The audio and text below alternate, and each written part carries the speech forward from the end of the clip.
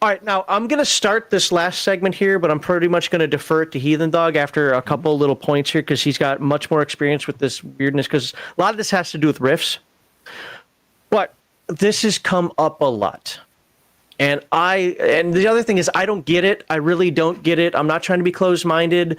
I'm of the mindset based on the last segment that we talked about, just incorporate stuff how you want, is this idea of kit bashing together. Like, I want to play Turtles meets Robotech. Oh, there you go. Just give the Turtles some MDC turtle shells, I guess, or something, and move on. I mean, I don't know the answer to that right away, but I don't either do it or don't do it. So to be fair, in my games, I haven't done this directly.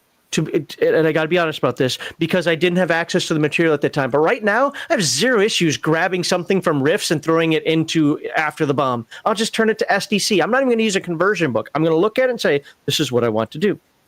With that said, I'm going to be very particular about this question because this is what came up on our Discord. That became a long thread and went down a bunch of different rabbit holes. And then from there, you guys in chat can ask more. Somebody asked, like, I want to take a character from Beyond the Supernatural and bring it into Rifts. Now, my mentality, because I'm always looking at the angle that the player is trying to get, is like, why? Why do you want to do this? And his response was, well, be fish out of water. Okay, fish out of water tells me you are never going to be as cool as the people who are actually from that. Can you be a psychic from Beyond the Supernatural into Rifts? Yes. Part 2 came up. Do these characters get? Do they have to be in proximity to the monsters? I'm like, well, Rifts is a monster. No, you're already there. You're in proximity to everything. Even I understand that. That doesn't mean it's the rule. That's just how I would rule. And then finally, and this is where he had to jump in, I want to be able to use a Cyber Psi Sword. Well, I don't have the answer for that, but as a game master, I'd either make a ruling based on, well, how. Not localized. That's not the like how idiosyncratic are the Cyber Knights supposed to be? If they're really supposed to be like this uniform, small, close knit group of people, I would say no. If the Psi Sword ability is just kind of generic, maybe. He had a better answer than me because he knows Rifts better than I do. Yeah, there's a super Psi Sword ability. Threw all that stuff out there because I'm basically going to kind of back off after this point. Ultimately, my answer is this: if you want the player to have it, let the player have it. If it fits within the role, I would just say that if somebody isn't from the setting itself, should never be on equal power with somebody who's from the setting. Viable, I'm always about viable characters. The characters should be viable, but a vagabond is viable when compared to a psychic too, just not when, using mind powers. So with that said, I'm backing off, and I'm going to let you guys have the conversation on how to do some more of this kit bash, and I'll just interject where necessary. Okay, now, but before you guys start, in my mind, there's two different versions of kit bashing for Palladium.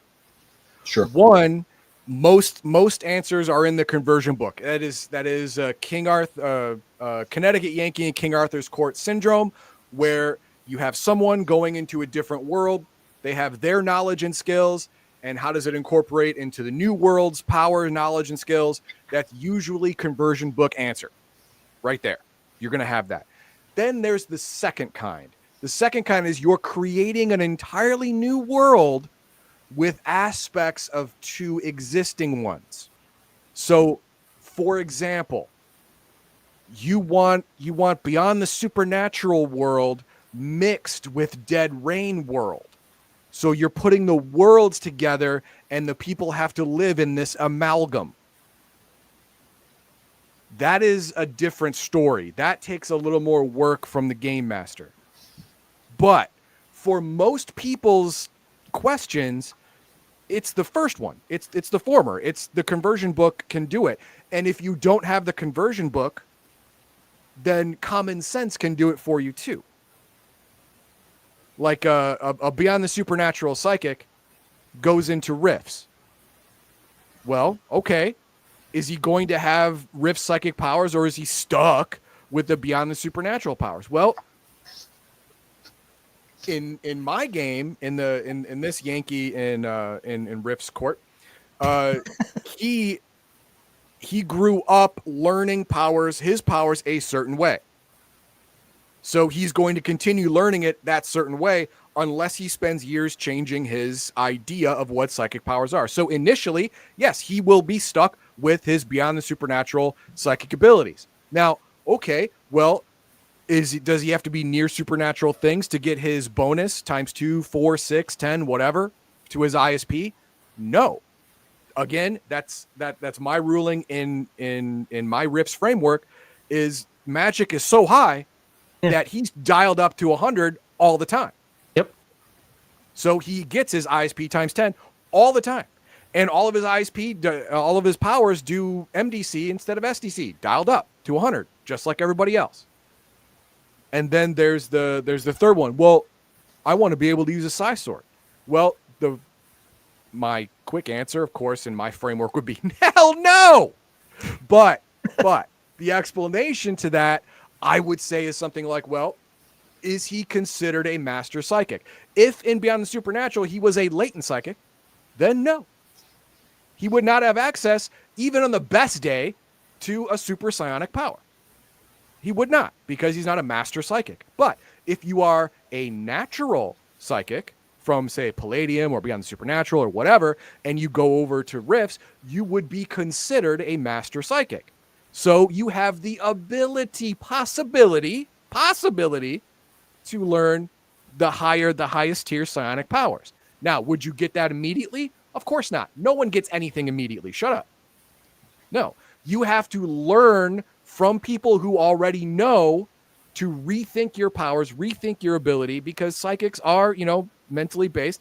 You have to adjust your thinking moving forward, and then maybe you'll be able to learn Rift's psychic abilities. Maybe. Personally, I would still say no, but I understand if someone would say yes, with those caveats. Now, how would taking those three scenarios, would either of you do it differently? First one being the proximity. The proximity thing for Beyond the Supernatural. In Beyond the Supernatural, the rule is if you're around a supernatural threat, depending on the threat, you get a base ISP multiplier. Now, if he moves over to Rifts, how would you work that as a game master? Right.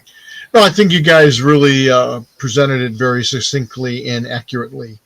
That psychic would be, as you put it, on all the time and ramped up to 100%, because the supernatural and magic is so prevalent. Yeah, and I'll just inject real quickly. As a storyteller, I might even have them throwing up or having headaches or whatever for a while because of the complete change and being just flooded with Absolutely. This kind of stuff. But that's not a technical mechanical thing, that's right? That's flavor. That's right. Good But flavor. This is a role-playing game where we're doing cooperative storytelling, and I would make sure that I put that in there as a storyteller, whether I was as the player or the game master, right? Go ahead. Yeah, and again, I wouldn't. No, he can't get Rift's abilities. I mean, his orientation is from Beyond the Supernatural Earth. Right. Now, as you put it, Brett, Heathen Dog, if he's there for the next 15 years, then maybe he adjusts, and as he gains the level and he has a chance to pick a new ability, and he's a master psychic, as you very aptly described, then he would have the ability to select a super psionic ability, as masters can, and would be able to select Psi Sword if that's what he wanted. Now that's the one thing. I'll throw a couple of things out there.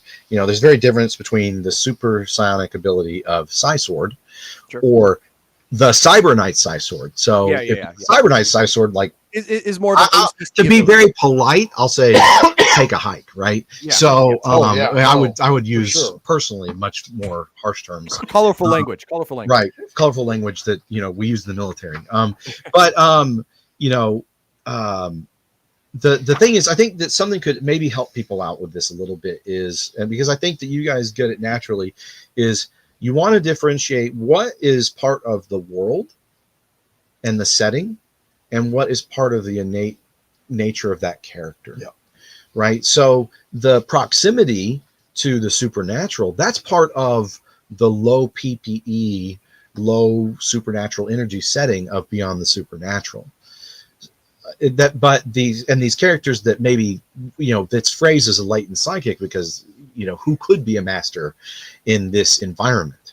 But now you take that same fish out of water, you put them in Rifts, then yes, now they actually have the potential to be really powerful. But if you're actually doing this not to, power game or something like that, and you actually are doing this for a storytelling, interesting character reason, yeah, the character needs to be built with Beyond the Supernatural rules. And then maybe as they level up, you allow them to choose. And you could apply this to a spellcaster, right? A magic user. Yep. They could choose standard psychic abilities, standard magic abilities, but no going and stealing things from other character classes, unless maybe years down the road, the game master is like, well, how do we, you're progressing through your character from Beyond the Supernatural, but it doesn't feel right compared to other characters in this setting. Let me throw you a bone, and maybe you can earn this ability or that ability, depending on who you go study with or what you're doing in your downtime for your character. But that's more of a custom. Now you're building like a custom character class for that player. And I normally I would never suggest that unless the character is focused on role play. If you're dealing with someone who's, a min-maxer, rule bender, power, gamer, maybe you just say, hey, you know what? I don't think that you and I are going to have a fun time doing that in this game together, right? So maybe you should just play something more standard. And it's funny you say that because that's always my first look. I'm always like, what is the player trying to get out of this that I'm not seeing immediately right now? Right. So, and it might be some combination of, I want the Cyber Knight Sword, right, with this BTS ability or something. But I think everybody just needs to be natural, be honest about what they're trying to get at with a lot of this stuff. Now, if it's storytelling, I say that's great. And I think you could apply that stuff to even a electronics or power armor focused character from Heroes Unlimited, and then them going to a Rift setting, right? There's a lot of different ways you can approach a lot of these different things. I think that if you're going with standard abilities in Rifts, right, and spells and psychic powers and stuff like that, that's the way to kind of go, because now you're letting them tap into that world as they grow. And recognizing that it is a different world or universe from where they came from, right? And that some of these features were actually more about communicating the world, not communicating that character's personal potential. And if you can keep those things separate, maybe that'll really help people out. Because you have to recognize Palladium has basically like low magic, regular magic, and then high magic settings. Yeah, or high supernatural because it affects. Just one second. I got to do a super chat. He's been waiting. Yeah, you start a comment with the conversion book. Well, can you take that? Because I have a whole list of them I'm going to do with that. I want to get the super chat because it's $20. Okay. Go ahead. All characters do receive a special ability when arriving on Rift's Earth. Culture shock. No, yes. The to some degree, all characters from other places, from other Rifts, other Palladium universes coming to Rifts, they all have culture shock because they're usually in a completely different time frame, completely different set of social rules. Skills don't work anymore the way they used to because I'm a carpenter, but I'm a carpenter with nails and hammer, and carpenters here are with power MDC. It's completely different. Yeah. So between 2 weeks and 2 years or some crap like that, it's a vast depending on where you're coming from. That is absolutely true. Because I want to do this in a series. Okay. These comments, I don't want anybody to pay attention to the names. Now they said that you're going to. I get it, but this goes kind of back to our last video or segment, depending on how I do this later as well. First says the conversion book specifically states that they do get Rift psychic abilities. Stand by. But only psychic. But the only psychic. Oh my God! But only the physical psychic. But only the physical psychic gains any super psionics when in Rift's Earth. Hold on, not done yet. Not true. Now, the whole point of that here, why I wanted that little cycle there, was it kind of goes back to these are the types of conversations where people's like, Rifts is a framework. Oh, don't worry, guys, I got it. Palladium is a framework. Great. Let's everybody look up the rule. But at the same time, if you want to just make a ruling that says, this is what I allow, this is what I don't allow, move the F on. Yeah. Okay, now, in the beginning, I told you kit bashing A, which is what we're doing here. You know, moving a group into Rifts or moving a group into another Palladium universe is the right answer is get the conversion book and do what the conversion book says. Now, the other right answer is do what the game master says. If you don't have the conversion book, then it has to make sense to the game master in his world. It has to fit in his framework, in his box. That's what we were talking about. But it clearly states that physical psychics get a list of possible super psionic powers. Which page are you talking about? I have the original page 37. The physical psychic gets to choose between biomanipulation, bioregeneration, TK force field, TK, electrokinesis, hydrokinesis. Right. Yeah, gets all that. That's great. The natural or genius can select an additional new skill available category, learn 2 additional languages, develop psionic powers of total recall and mind block, double, triple, quadruple ISP. They're all like this. Latent psychics get this. But if you don't have the conversion book, you're using the original conversion book, not the revised. I am. Using so like the original one was written for first edition BTS, for instance, right? Okay. And the revised one is updated for second edition BTS. I would like to think so. Would like to think so. We don't even know. But that's another thing to consider is, you know, there's the books have been updated and things have changed over time. Maybe so. But game masters might have to apply. If you have the conversion book, go with that. 100%. That is the right answer. It's the right answer. If it's not in the conversion book or you don't have access to the conversion book, then the GM has the alternate right answer. It's called his answer.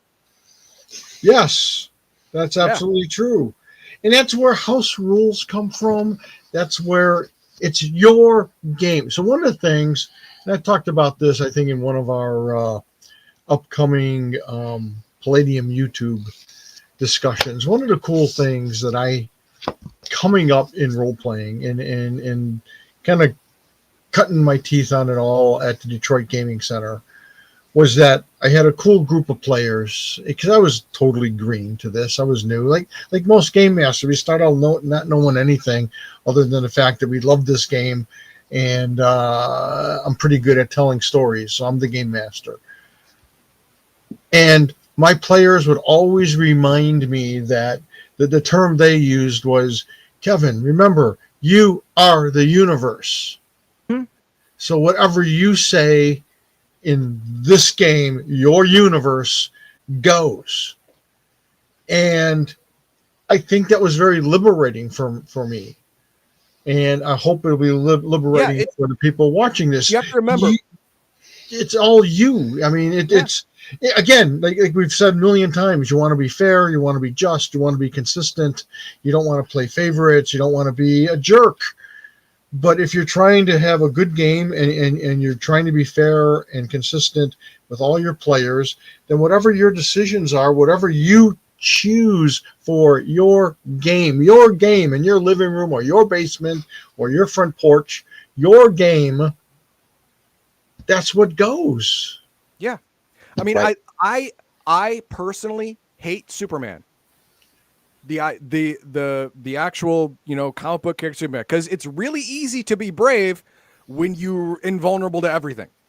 It really is. But also, being a game master, once you understand technically you're always right, it's also really easy to make a ruling. But you have to understand that. Once you actually get your brain in the right space saying, hey, what I say actually goes.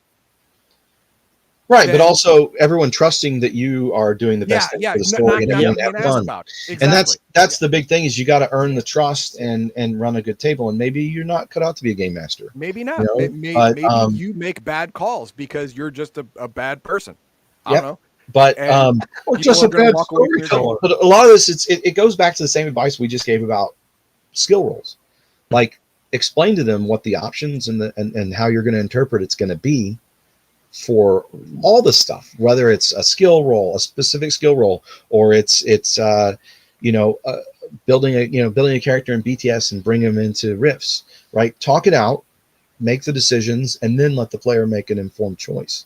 And I think that's the best way to handle it. Now, every once in a while, you'll run into stuff where they didn't realize some item wouldn't be how they liked or whatever down the road, and that's where I think you leave the door open to, okay, rebuild the character. It could be the same character, or with a slightly different theme or OCC, or we redo it some other way. You can build a totally new character. I think that's just without having to hit the way back Just machine original. on your campaign, right? Yeah. But I allow characters to respec quite a bit, especially with new players or a new set, even just a new setting, right? Even if everybody's played Palladium before, but we're playing Macross 2 or something, and it's like, hey, I think I would have rather been this kind of character, like a pilot, because we seem to be going on all these piloting missions, right? So I think that's just general kind of rule of thumb, but overall, it's just kind of make sure everybody can make informed decisions, and that's the way to be as fair as possible, right? Okay. Yeah. Now, With the game master as the final arbiter of course, of course, what's yeah. on at the table. Now, okay, we've spoken at length about kit bashing type A, which is the normal type thing where that's what the conversion book was made for. Right. Now there's kit bashing type B, where you're actually taking two different settings and merging them together. Sure. Okay, this is a lot trickier. A lot can go wrong because there is not a whole lot of written material on the process to do this. Because I would imagine you didn't think people would want to do this. Because if you want, you could just go to riffs, dude. What's wrong with you? Or you just can't make a rule for everything, right? Yeah, can't make a rule for everything, right? So I've been thinking about this since Max told me that this was going to be this was going to be the topic. And so kit bashing type B, where it's merging genres together. I thought of a plan that can get anyone 90% there. All right, and I'm going to run it by you. Here's my game plan for that. You take 3 things as a game master that are most important to you, aspect-wise, of these 2 worlds you're trying to merge together. 3 things from world A, 3 things from world B. These things must be kept, or else the flavor of what you're going for is going to be gone. Everything else is, at this point, not thought about. Just 3 things. For example, let's say you wanted to merge Dead Rain and Heroes Unlimited. Okay. Can I interrupt for just a second? Just for the purposes of being the layman out there who doesn't do this. Okay. And then, Heroes Unlimited, just add zombies. What's the problem? Okay. See, no, again, that's just moving zombies into the Heroes Unlimited universe. I'm actually merging the 2 universes together. Two different genres will exist. So it'd be more like bringing superheroes into Dead Rain. No, neither of those things are true. Please let me finish. Thank you. All right. So the 3 most important things about Dead Rain, Sean, Kevin, go. The 3 things that make Dead Rain universe. Now, we're not going to answer any questions until you finish your damn example. Okay. Well, that's part of my example. So zombies that sense PPE, very important in the Dead Rain universe. Without it, you wouldn't have the universe, right? It would be something different. Have that. It is a contemporary time period. Let's keep that. I like that. Well, but I don't think this is how most players approach something like this. They usually have. Yeah, usually it's type A. And it works fine. Okay. And So you're saying you're saying how do you completely merge 2 different settings? Yes. Well, as closely as you can as possible without losing the flavor of either one. All right. So the PPE sensing zombies. Okay. And then contemporary setting. Okay, because that's part of a Palladium genre is the time period setting. It's an important part of many Palladium universes. Is Sure. it the fantasy? Is it current? Is it future? Stuff like that. This is current. So you're doing contemporary. And what's a third one that is most indicative of Dead Rain? Well, first off, I would say the contemporary setting, both Heroes Unlimited and Dead Rain have a contemporary setting. You're right. So that kind of evens out. I don't think you need to Great. specifically latch onto that one. Okay. That just makes it easier at the back end. What's a third one? Post-apocalyptic? Because society has fallen, right? In Dead Rain. But I don't think that's post-apocalyptic. I mean, that's not. Well, the apocalypse happened, and it's afterwards. Or is happening. Oh, well, that's the question. Is it? You're not. That's what it's like. That's why I was asking for more clarity on your example. So you want Heroes Unlimited, but you want it to be post-zombie apocalypse. Right. We are not answering that question yet. The questions are the three main. You're asking that question. Hang on. About Dead Rain, what are the three main things about Dead Rain that make it Dead Rain? So far, we have PPE sensing zombies, and I chose contemporary time period. You could have a different one, but a third one. What's a third thing? Yeah, I think it would have to be post-apocalyptic. Yes, It has to be post-zombie or is falling. Yeah, or at least some region. Okay, how about this? Not necessarily, because zombies could, if you, depending on what you're doing in Heroes Unlimited, you could do other. They could be there from other. Hang on. Let's not call it post-apocalyptic. Let's call it survival, invasion of the zombies. I mean, you could literally play through societal collapse. Societal collapse. Let's right. Because that's different than post-apocalyptic. Exactly. So you want different societal the collapse. Fabric of society has collapsed, and it's all everyone for themselves for the most part. I think that's an important decision on how you want to merge it. I don't think it's you have to have that to keep Dead Rain. I think you need to keep all the different zombies. True. So you're just saying choose three elements. Yeah, you have to choose three as a game master. I think, right. That's what I'm saying. So the PPE zombies, and then the zombies themselves, the various zombies themselves. Let's move on with that. Okay, we have our three things for Dead Rain. Now, three things for Heroes Unlimited. What are the top three aspects about the Heroes Unlimited universe that makes it Heroes Unlimited to you as a game master? Obviously, one is going to be superheroic powers, the superhuman abilities. That's one. What's another one? First thing comes to your head. Heroics. Okay. Heroic characters. Heroic characters. Okay, that's a good one. And one more.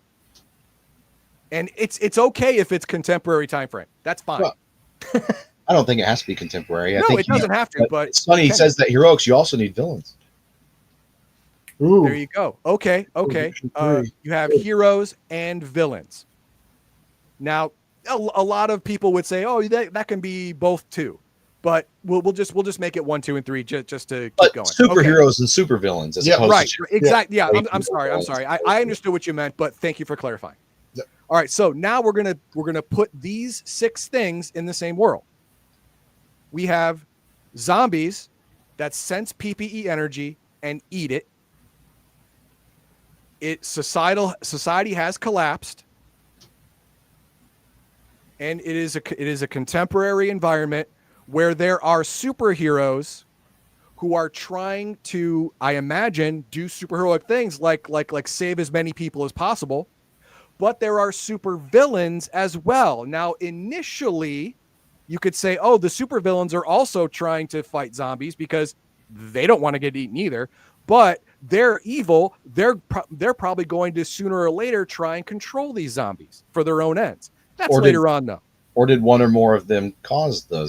It? Yeah, maybe the master zombie manipulator or whatever caused the thing. And then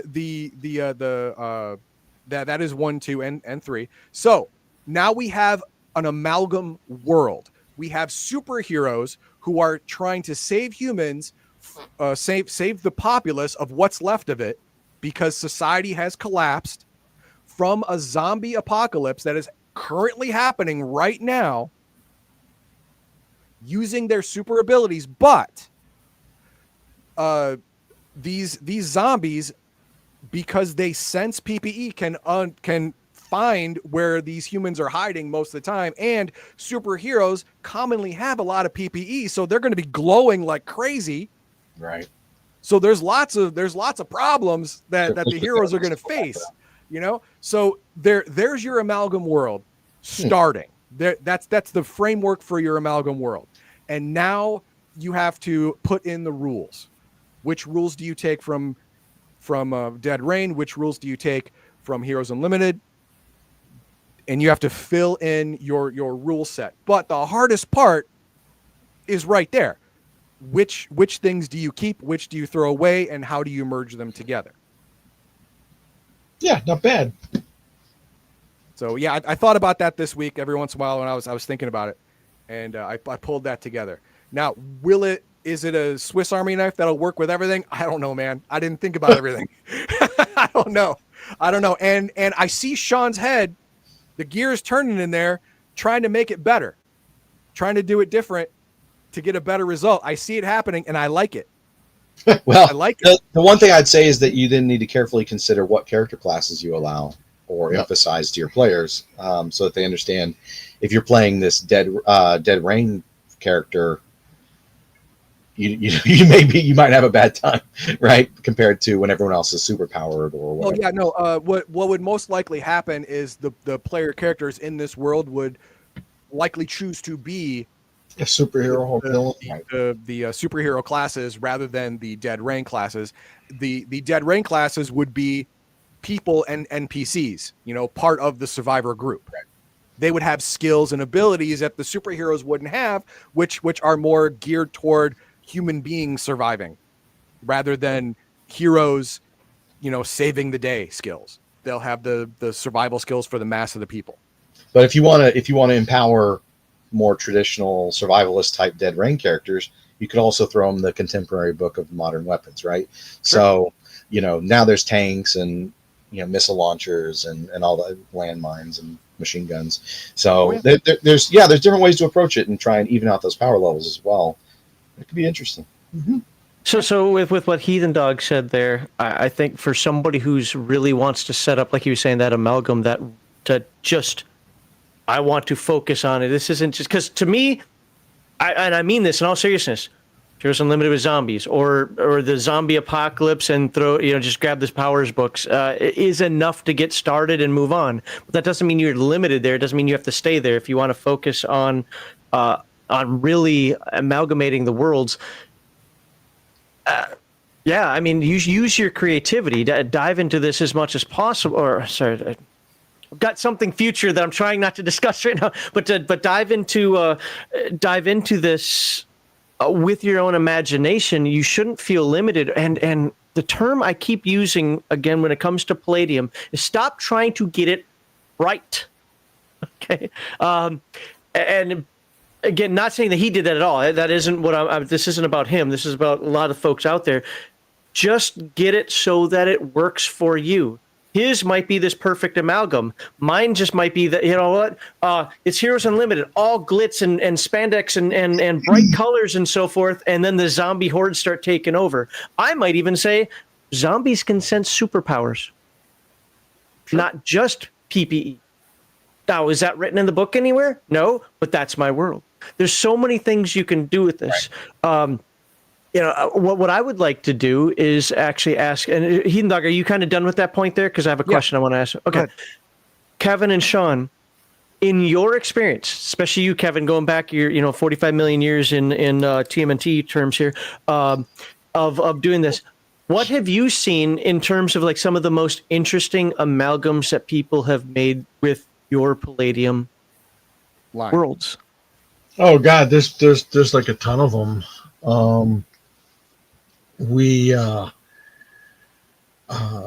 One guy didn't even stop with just two worlds. He combined ninjas and super spies with Heroes Unlimited and Night Bane. So it was basically sort of like the Night Bane, the Night Lords, and it was just wild. He kind of included everything, and ultimately they were going to travel to Rift's Earth. Someone was opening up a Night Lord, or somebody was opening up a portal to Rifts, and they were going to take all kinds of characters there. But it was this really nice blending, because the guy's a big G.I. Joe fan, so it was kind of like G.I. Joe-ish amalgam of things. Oh, I can see that with Heroes Unlimited and Ninja Super. Yeah, exactly. Versus the Night Lords in this unique weirdo world. And without focusing, I mean, you can if you want to, especially if you know the answer, but without focusing necessarily on what he did. For anybody watching out there, how would you blend those together in a generic sense? Or again, copy him. I don't care if you know how deeply he went into it. But what advice or how would you suggest people put that together? This Ninja Super Spice Heroes Unlimited meets Nightbane. If I understand correctly, it would be like you take the Ninjas and Super Spies stuff and allow that to be options for Heroes Unlimited characters, especially the non-superpowered types, right? And then so there's they have chi powers. Maybe they could take martial arts and get chi powers, but also access to a lot of the Ninjas and Super Spies type gear and like custom vehicles. You have to be able to make the stage magician useful somehow, right? And then it sounds like they were basically fighting against the Night Lords. So maybe there were other Nightbane like heroes and stuff, but in general, it was the Ninjas and Super Spies Heroes Unlimited heroes against the Night Lords. So how would you beef up a Night Lord? Go ahead. I'm sorry. How would you beef up a Night Lord to compare more to the Heroes Unlimited style characters? Do they need it? I don't think you really need the to. Night Lords don't need to be beefed up. They're hardcore. And they're I mean, they have vast amounts of minions and and a lot of really creepy powers. When you think about it, if you didn't know going in and you're discovering it from characters that have no experience with that, right? Because they're not even Nightbane.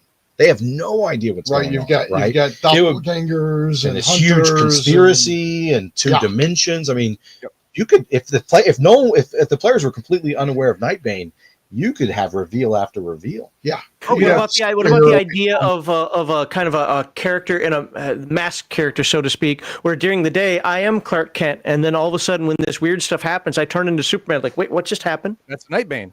Oh, no, I get, but you actually turn into the character from Heroes Unlimited. Oh, well, with or just powers there. The straight Heroes Limited characters, but you're just discovering all these weird Nightbane things are in your world. Right. I'm just throwing out options. Is all. Like different things for people to consider. I'm talking about like just really simple. Like keep it really simple, and it can be very fascinating. Mm-hmm. So simple answer is usually the best. Yeah, I agree. And then you can, it's easy to bring Robotech into Rifts or vice versa. As far as blending worlds, I mean, Palladium Fantasy with Ninja Turtles is kind of easy. In my game, one of the things my players went from the Palladium world into, and this is more like but I built this whole world where it was basically trolls and goblins and ogres were basically feudal Japan, like Oni, and so it was a feudal Japan, but run by ogres, orcs, and goblins and trolls, and like there were troll samurais and I think it was orc and goblin ninjas, and our fantasy characters get sucked into this world. And it had fantasy elements. It still had dragons. I took a bunch of stuff, and so I did make it like a copy of the Palladium world, except it was kind of topsy-turvy, where the so-called monster races were on top, right, and humans are on the bottom, right, and that was fun. That is a world I don't want to live in. It was really interesting. I don't want to play in that either. No. So I mean, those two come to mind immediately. But there's lots of different things you could do. Yeah. Cautionary tales that you can think of in terms of like, now be careful when you're kit bashing, or do you think that basically, look, man, if your imagination can handle it, just run? Yeah, I really think it depends on you and your player group. It always boils down to what you can handle. And again, if you work yourself into a situation where you can't handle it, don't panic. Figure out a way to kind of backtrack and get out of it. There's always some way to get out of it. The big problem some people make, so some game masters make the mistake of, is taking high technology into a lower technology environment. That is inherently unbalancing. You have to account for that. Like if you're doing Robotech into Palladium Fantasy, dude, come on. That sounds awesome. One Veritech to rule the world. That's basically it. Well, until you run out of missiles. I mean, Right. Well, you still got lasers. Again, there's things you can build into that depending on how you're doing it. Oh, protoculture. Oh, how'd you get that? Yeah, but original protocols the last 20 years. Oh. Magic can be the great equalizer against technology, as you kind of see in Rifts. It can if it's on the same level, but in Palladium Fantasy, it's SDC level magic. And then the other great one that Eric Woodchick and I did, and we thought about turning into an actual game, was, except it's two major IPs, was Turtles and Robotech. We were calling it Turtle Tech. And it was kind of goofy, Not creative, but on the nose. but it was fun. it's a fun. Okay, I want to play in that game. I'm just saying. So two things. One part of the problem is the introduction of basically MDC into a fantasy setting. That is tough, right? Yeah. So I think that you would be behoove you to grab the conversion book and actually switch a lot of the Veritech type, the other, that stuff into SDC. It's still going to be really powerful, right? Oh yeah. But your gun pods, your missile pods, I mean, this stuff is going to start to run out of ammo. Yep. Also, how can you repair anything? Right? These are huge questions, right? So initially maybe they make major gains and take over some fiefdom or something like that, right? And no one can stop them. But then there's going to be a lot of subterfuge and espionage, you'd hope, or magicians, or there's all types of. That's where it gets crazy, and you can do anything you want, right? The other thing is, I would say, because you kind of asked me, but I don't. I've heard people talk about crazy crossover stuff that's really good, but. The thing that I would say blew me away is I never had transdimensional TMNT when I was a kid. And so I'd kind of skimmed it. I'd heard great things about the time trial. I looked at it and stuff, but really if you do a deep dive into transdimensional TMNT, it is fantastic. And it has tables for not only and information about going back in time or forward in time and all these different eras. So you could actually have I love how weapons fleshed break out. Right, so you could go into the future, and it's very fleshed out with all these different eras and epics and stuff that are really cool. And it also has what about alternate timelines or other dimensions where everyone's a cat or whatever, right? Reptiles evolved to be the dominant species or whatever. So, but then all the does it have magic? Does it have psychic powers? Does it have all these things? That's something that I think that the transdimensional TMNT book, if you have an old copy of it, or if you get a copy of the new Transdimensional Adventures book, you're going to have a ton of mileage out of that book for creating very quickly with different settings and timelines and dealing with that. It has a lot of stuff about, hey, your characters go back in time. What happens? Right, because it just in case something weird and random happens, what happens if they show up in the pre-Cambrian, right? So you've got that in the book with encounter tables and stuff. So I think those books could be a big, book specifically. But it's like Eric Woodchick did what the fans do on crack. Yeah. So that is a great resource out there for a lot of people, I think. I'm going to read the super chat here. Then I'm going to make some final comments. Let you guys have the last comments, and then I think we get ready to wrap up the show. Thank you for your time as always. Poly Robotics for $20 says, Kit Bashed World I came up with had Kevin as a supernatural intelligence, and safest place from the zombies was a small company called Palladium Books. That's where all the zombies Look at that. started from. What are We you have our talking zombie about? apocalypse plan in Talk place. about homage. There it is. Yeah, right. He's fishing for free product. Come on. Thank you, Polly. You have our address, so anytime. There you go. Really appreciate that, Poly Robotics. We're going to go through some chat here in just a moment. My final thing, and this is why this topic, I struggle with it, because it just, I'm normally not this, but in this case, I'm just kind of just do it kind of person. There are other things to consider with kit bashing. Just simply taking monsters from Rifts and throwing it in your Beyond the Supernatural game. Yeah, you can use the conversion book if you want, probably a smart way to go. Or you just look at it and say, I'm converting all this to SDC and I'm making these modifications. However much effort you want to put into it. Don't be limited to just the monster manuals from or monster the bestiary from Rifts. You can use Nightbane's got a really good one, or creature features at Nightbane or Beyond the Supernatural. That's BTS. BTS, okay. Great book. Add some MDC to those things, and now you got even more Rifts monsters before Bestiary number 2 Kevin comes out. designed it with that in mind. Exactly that in mind. So.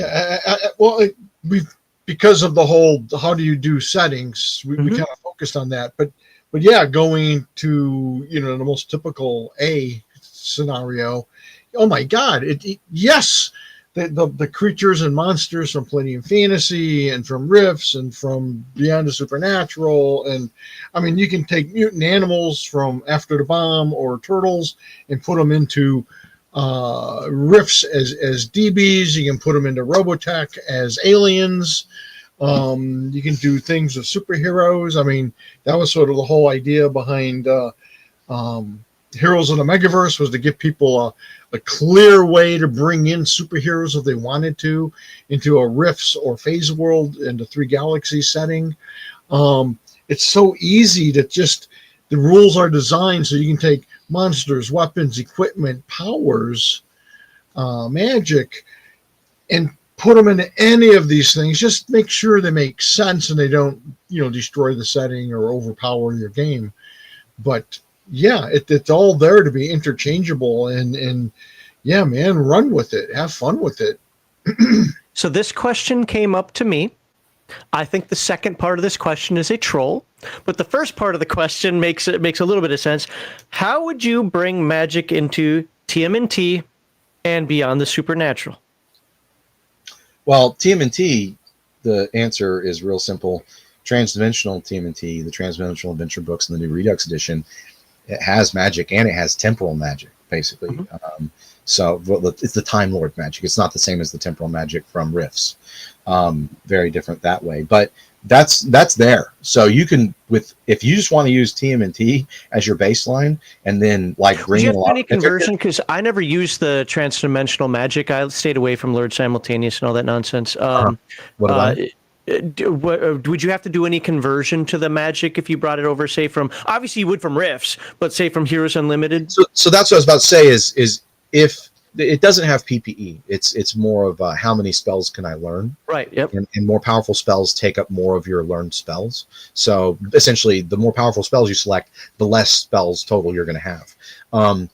So you could work with that premise, right? So my suggestion would be, if you're not, Rifts is meant to bring everything in. So if you're not going to use Rifts and MDC and all that, and right, that's the big decision. Do I use Rifts or not? If you're not using Rifts and you wanted something to be your central framework to bring in a lot of stuff from other SDC settings, or, basically everything else but Rifts and Robotech or whatever, Phase World, which is also Rifts, then I would say use the new TMNT Redux and the transdimensional TMNT, and then maybe you even say, well, characters from Palladium Fantasy still use PPE for their spells, but characters that are, say, Time Lords use this magic system, right? Because they have their own discrete spell lists, and they're from different worlds or dimensions, right? So it makes sense if they're channeling energies differently, right? Because they're coming from literally different planes of reality. So or you could adjust it and adapt. Pick one. Well, that's my point. Is I think that you would want to pick Turtles, exactly, as your base. Unless, as a game master, you are super ambitious and want to make an amalgam of both systems. I say go ahead, but I'm going to the take easy way is Turtles is the baseline, but if you bring in other things, they use their rules from their other setting.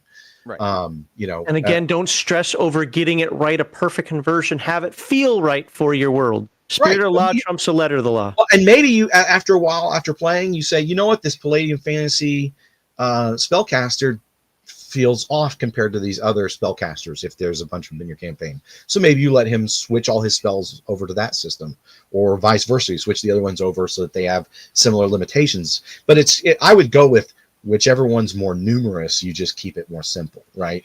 Well, and be smart and logical. So, for example, if you're bringing in mutant animals or a superhero, say, into the Palladium Fantasy setting, people are generally going to look at them as either monsters or demons or gods, exactly, and have them respond accordingly to them. For that matter, someone very high tech might be seen as some strange wizard with his, different weapons and gear and stuff. You summon giant monsters that happen to be a tank or a right, or yeah, exactly. Iron Man power armor suit. Is it? Whoa! It's clearly it's enchanted. It's a demon symbiote. It's a metal elemental. That or it's enchanted plate armor. Right. There you go. It just it can work. I did that a ton. I mean, that's where I had a lot of to Luke from everything. Yeah. I one of the first artifacts that my players found was a lightsaber that was inscribed to Luke from Ben, or love Ben, and they bumped into Darth Vader. They encountered Killraven from Marvel's War of the Worlds. They ran into the Tom Baker Doctor Who. Time Lord, yeah. Level 5 was the tech level. Level 4 was the Vampire Kingdoms. We had the twin sciences of magic and technology with Dr. Articulus. It all can work if you give it enough thought and planning. And again, just make sure you're being fair. You don't sit back and go, oh, well, this tech is super overpowering and stuff. No, you got to be careful with it. Yeah, it can all go, but you got to be capable of it, and your players have to get it. And if you don't, it's okay. You don't have to character bash or kit bash or setting bash. As much as I have done it myself, it can be a full-time job, guys. I when I'm running a game, I pick a fucking world and I stick with it. If it's Palladium Fantasy, it's Palladium Fantasy. If it's Robotech, it's Robotech. If it's Heroes Unlimited, it's Heroes Unlimited. If it's Rifts, it's Rifts. Whatever. Again, role playing is so personal. Whatever works for you and your players. If you guys are having fun, yay, go for it. I've heard some crazy stuff with people bringing in the SDF 1 into God knows what, everything. And it's like, okay, it sounds a little too whacked out and overpowered for me, but... Wait. Kevin just said something sounded too powerful. Yeah, too whacked out. Write that down. Write that down. Write that down. But what's the date today? Yeah. Something can be too whacked out and overpowered. SDF 1. No, hear me out. I thought this was a competition for whacked out and overpowered. Goes into does a dimensional shift, ends up in recon. There you go. Well, Sean, you were taken off my Christmas list and then put right back onto it within 1 minute of time because you took my third point from me, which is everything fits into riffs. You can't kit bash it. Stop it. And then he said that, and I was like, well, thanks, jerk. That was my point. But then you know what? But you mentioned mouse guard, so you're back on the Christmas list. Hey, David Peterson is in the tribute art, so Nice. No, but honestly, that's one of the reasons why I struggled with this topic is because riffs is everything. I don't understand why people make this big deal about how do I do this? How do I do this? Just freaking do it. The riffs is also really high octane, right? So yeah. and so if you want something that's a little more staid or balanced, there is a concern there. And then there's the just how much kit bashing do I need to do? So a lot of the stuff that we've said is really appropriate. But it's funny because I think that genuinely the new Transdimensional Adventures book is going to be really prime. Well, I love the old one, and I've loved everything you've said about the new stuff. So I am really looking forward to that. I just think it'd be really cool for game masters to be able to say, hey, if I want something that's more like, say, contemporary or fantasy that all mixes together, and it has its own future, but its future is, powered in a more balanced way with what's already in those books. If you're looking for that, and you aren't a Rifts gamer, or want to do something with a little different flavor for a while, then I would say really have fun with those books. There's gonna be a ton of material. It's like 500 and something pages of these two books to put together, and they're meant as a parent, right? Yeah. So that's the other thing is, like, people are like, oh, why aren't these two books out? Well, there's a lot of work. So it's a lot of material. So, and remember, you can play a mutant human. What's that? And remember, you can play a mutant human that looks like a floating balloon. You can totally play a mutant human or hominid. Like the possibilities are really, really cool. So, all right, let's knock out some of the chat, catch up on every chat that we missed from the beginning, because I know there are some, and then we'll let you guys go finally here. Thanks, folks. If you want to get your last minute super chats in now, if it's not a super chat, I'm not going to read it unless it's already been starred at this point, because we're past time. We want to get through this. So I'm probably going to put some that have already been read up, because I don't remember which ones have been read. I read that one. Palladium Junkies that time again. Yep, did that. Remember Poly Robotics. By the way, thanks for those. For all the super chats. Got some really big ones today too. Here's one that came up really early in the live stream, but I had to hold on to it. Riff's character idea: free-born dog boy who's a mystic. Any rules against it? Well, see, I have a problem with that. Here's the problem. In the Rifts Ultimate Edition, Dog Boy is classified as an OCC, which is wrong. It's an RCC. You can't learn to be a mutant animal. Shut up. Right. So you can't have an RCC and an OCC at the same time in my mind at all. So if you're a dog boy, you're a dog boy. If you're a mystic, you're a mystic. I don't see that that you could be both at the same time. Yeah, I think that's clarified later, and certainly in Lone Star, I'm pretty sure they're represented as RCCs. Yeah, and in the original book, I think they were RCCs too. They were. Yeah. But again, it's your game. If you want to make a freeborn dog boy, I didn't say you can't do it, but you shouldn't. And technically, it's an RCC. Yeah, I mean, from the original and from a lot of stuff, it's technically an RCC. Yeah. I don't remember how it's DBs of North America doesn't include dog boys, does it? So, because they're not DBs. But I would just say make your TMNT character a dog, bring him over to Rifts. There you go. Right there you go. Right, that's the thing is like crazy about the TMNT is you can do that, and any Lone Star animal you want. Yep. Right. Any South American animal you including want. first edition weasels. All right, let's see. That Guide to the Galaxy painting. That's the one that's the original one. He saw that when we were going through the TMNT stuff. Where can I buy a print to frame on my wall? Oh, well, that's actually a exclusive to the Kickstarter. Certain levels of backers got the print set, including that, since it was an original cover. Unfortunately, that is something that we cannot just willy-nilly print. No. And so I know that a lot of people were like, oh, it's just an art print. Actually, we negotiated a lot with Paramount and Nickelodeon to be able to do what we were able to do in the Kickstarter. So I hope fans can understand that actually getting that to you in print form was a bit of a coup. So check out eBay in a year or so. Same thing. Wow. Signatures. I can say that the Guide to the Galaxy painting is an end sheet.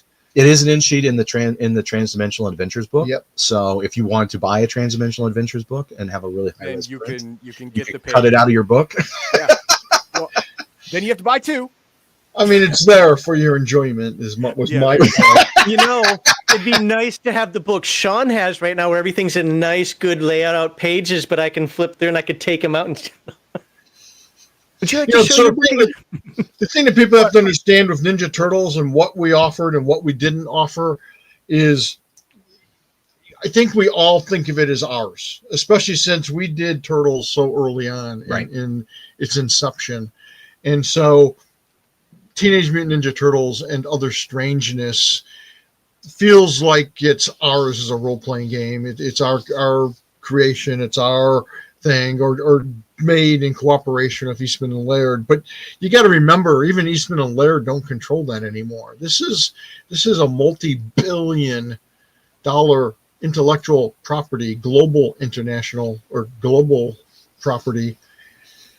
Probably throughout the they're very careful with it. They only allow us to do certain things in certain capacities. Like a lot of stuff that was exclusives was because they would only let us do it as an exclusive. And it was really cool of them to let us do that. Because they didn't have to do it at all. I mean, think about it. They really didn't. Multi-billion-dollar IP, little tiny Palladium, and they're letting us do Come on, you this make cool billions stuff. of dollars a year. You're just hiding it and embezzling it.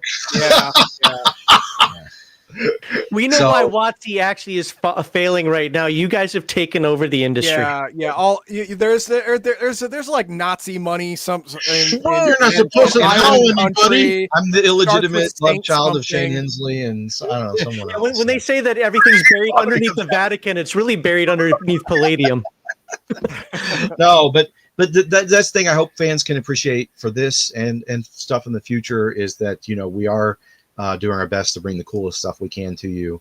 It's not always as easy as it sounds because guess what? We just don't have the rights to willy-nilly print. And things. Paramount and Nickelodeon were great in trying to let us give the fans what we and they think they really want. They've really been over backwards to make things possible. So that's been really awesome. But so if you backed at a high level, congratulations. If you didn't, we'll buy the book and go to a printer and give them some money on the table and have it be a little wiggly and all right, let's there's unlimited crossover Dead Rain. Well, guess what? Heathen Dog did that for you. Yeah, I didn't nice read that. But that could be a cool Heroes Limited book too. Yeah. So well, like another world or setting world, so to speak. Did it like a megaversal Marvel type. Zombies. Marvel Zombies did it already. Yeah. Oh, sure. Yeah. So CBK says Beyond the Supernatural and the Rifts would be overpowered, and I was curious what you guys thought about that. You can't put anything into Rifts and say, "Oh, it's overpowered now." You can't do that. All right, you can't. No, I don't think it would be overpowered at all. No. And again, if you're blending the two, as long as you don't give people psi swords from the Cyber Knight. Yeah, level 1. You got to make sure that there's balance. You said the balance word when you're talking about Rifts. No. Well, I think what he means is with great power comes great responsibility. So if you do have a character that's really kicking butt and taking names, then maybe they're the opposition they face off against. I mean, look, Victor Laszlo, now the Victor, faced off against Death, from the Four Horsemen of the Apocalypse. That's Rifts, right? High powered, good guys and bad guys. So just remember, it's like if the hero is really powerful, you can throw big villains at him. It's got to make sense. If it makes sense. I always just worry about again, like we said at the beginning, I want the people native to the land to be equal and or higher than anybody who comes to visit the land. That'd be my take. So I would never personally, if I had to go in and just change rules, I would change rules to make it so you're Beyond the Supernatural character can't outdo a Psy Stalker, Mind Melter, so on and so forth, because that doesn't make sense to me. I think it's a hard time beating a Mind Melter. Yeah, I mean, I don't see how they could.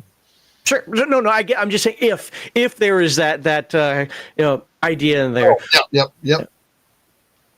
That's all right. So here's one for Maxwell. Rift's Earth, but all TMNT after the Bond mutant animals. I'm in. Let's do it. I'm not afraid of mega damage. I don't play TMNT or After the Bomb because it has I'm afraid of mega damage. I have zero issues with mega damage. I do it just because that's the setting I like more, and that's the game I started with, and that's just my thing. But yeah, I'm in. Let's do it. Somebody run it. We'll be instead of the dog boys, we'll be the ferret boys. Huh. The iguana boys. All right, let's see. I think did I read this one? I had a brief reference in TMNT Guide to the Universe about Triceraton Sci-Tech Commandos and make that the big bad at the end. Oh, the Triceratons are out of control. If you want bad guys, that's some bad guy line infantry that can tear stuff apart. So, Hardcore bad guy. I mean, they're like, you give them their power suits and their battle suits and stuff on a Triceraton Commando, and it starts getting like. See, and there's Riffs or Robotech versus Ninja Turtle Triceratons. Flip it to MDC and go for it. Thank you, Grizzly, for the $5 real quickly. The problem is if everybody in the group is a weasel, it's like locust swarms. They're eating so much that there's going to be food left for nobody, and you become the bad guy. Just saying. All right, see, all characters. Yep, we got that. Are there any ley lines? Oh, here's one. Are there any ley lines below sea level? Any underground? Kevin once talked about ley lines under ice in Antarctica. I wonder what book is coming out sometime in the future that may talk about that. I don't know. Would you like to say anything now or no? No, I wanna hold that back so when Riffs Antarctica comes out, people can go, "Oh man, that's cool." I blame Sean for that because you know what? I bet you if Kevin was by himself, he'd accidentally say something. He'd have said yes. He's I'll talk about it right now. Yeah, do it. All right. I'm the bad guy. It's cool. No, hey, someone's got to be the heavy. All right, that's how it works. I don't remember reading this one either. Bet Kids Fest. Yeah, you did. Oh yeah, this is. Yeah, I did. Have you not watched the show before? Kevin used the F When he word. gets excited, just like me, he has spontaneous utterances, okay? Actually, this is one of the reasons we like Kevin. He talks like a normal person. He doesn't try to come on here and double speak and sound like he's doing a sales pitch constantly. So, yeah. But thank you for the $10. And, you know, Kevin, you can add the quarter to the swear jar. Or another TMNT book my way. Whatever one you prefer. And then the last one that we will read, and then we're going to be out for the day. Polyrobotics for another $10. Thank you very much. Says kit bashing and Palladium books is how they got all these different products. Well, yeah, the most common form of kit bashing got its own books, you know, the conversion books, dark conversions, regular conversions. I mean, because that's a popular thing, and they're made to go together, you know. So, yeah, exactly. Yeah, I agree. All right. Well, we went 3 hours today. We were only supposed to go 2.5 if we push it. So we're at 3. I want to thank Kevin and Sean for being here. Any final words, Kevin and Sean, you got for the fans out there about TMNT, about Palladium as a framework, or about kit bashing Palladium worlds together? Not really. Just, have fun with our games. That's what they're there for. And I would like to mention, although it dates your video, is we've got this epic sale right now where a bunch of books, including the After the Bomb source books and some other, it's like, I want to say there's like 20 different titles that are on sale for 70 to 50% off. Most of them are 70% off. So I mean, you can get these kind of things which you'll want to use with your Juicer Uprising for $7.50. I feel ripped off now. Right? You like regret previous purchases because look at that Juicer Uprising for 13 bucks for $13.50 for Creature Feature. I mean, that's awesome, right? Yeah, so check that out. My apologies for not bringing this up because you actually did tell me about this, Kevin. So I apologize for not bringing this up earlier. But yep, a whole ton of stuff, including some of the awesome After the Bomb. And I say this every time. I'm going to say it again. I really, really hope that someday in the future, these books, I hope TMNT sells so well that these books can get a Rifts World Book treatment because these are the start of something awesome. But they're like 35 pages. Well, they're bigger than that. I think they're like 64 48 to 64. Yeah, you'll want to. Yeah, if you get them, you want to pick them all up probably. And I mean, come on, there's $4. Yeah, right. You can't go wrong. You can't go wrong. $3.90 for this one. So yeah, check out that sale. If I remember, I will put the link in the description. It's not there right now. I know the folks on my Discord have the link because I pointed out to them. But unfortunately, it's like it was a flash sale. So I mean, it ends tomorrow. Monday after midnight. Right. So yeah, get on it. Which, by the way, that really means like Tuesday morning. Fair enough. When somebody wakes, gets out of bed, like, oh crap, we got a sale to stop. We're losing money. Pressing the no sale anymore button. Right. And then yeah, I guess me. So just to make sure it's really clear, I know that this sometimes be confusing, but the Kickstarter exclusive items, you know, that is supposed to be locked down in our backer kit store, but you can pre-order all of the like mainstream. The what is it, mass market basically type stuff right now at a better price, and you'll get it as soon as the stuff is shipped out. So that's, I would check out the backer kit store. You can get the standard editions of the TMNT and Other Strangeness Redux and the Transdimensional Adventures book, and the black, white, and red editions, and the Game Master screen, and the mutagen green dice. So all of that is totally available. We also have a hookup for retailers, and if retailers want a slightly different configuration or more or whatever, you can call our offices like, you know, 9 to 5 Monday through Friday right now, and we will help you get hooked up on that. So I just want to make sure that people understand you can still pre-order and get the same pricing and stuff and delivery, even though you can't get the exclusive items anymore. Right. Right. And then with that, this conversation was really interesting because I thought it would be relevant, but you know, when you're saying you want, how do I do a Palladium framework? Right, use Palladium as a framework for all these other things, and how do I kit bash this stuff and mix and match settings? I'm more excited than ever before. I think that these new Redux Edition books are going to be the place to start, and I think that fans are going to really enjoy it. As you know, I talk about a lot of this stuff, but it's different when you get to sink your teeth into the books and read through it yourself and look at how things have been presented this time around. It's the same core game. But should be clearer than ever with a lot of enhancements for, you know, movement and combat and just like utter clarity. And then the transdimensional book is really a Swiss Army knife of build your own settings. So and how to make it all work together. So I highly recommend the books to our fans, especially after this conversation. If this is what people are talking about, then these books are very well targeted. So I think you guys will really enjoy it. And mutant dinosaurs. And mutant dinosaurs. It's worth it for mutant dinosaurs all by itself. Or weird floaty mutant hominids with no fingers. There's just nubs for fingers. I mean. So somebody was talking one time about this kit bashing stuff, and I was like, I want to play a Dinobot. So I want to take a dinosaur from Teenage Mutant Ninja Turtles, Transdimensional Teenage Mutant Ninja Turtles, no modifications other than the fact that he's smart, right? And he can speak, and then cyber him out in riffs. There's my crossover, baby. Full conversion Dino Borg. Yeah, exactly. Now, what's the drawback to that? Because you're big, you're stompy, that's going to be expensive. Holy crap, keeping that stuff up and running. But you know how much fun that would be.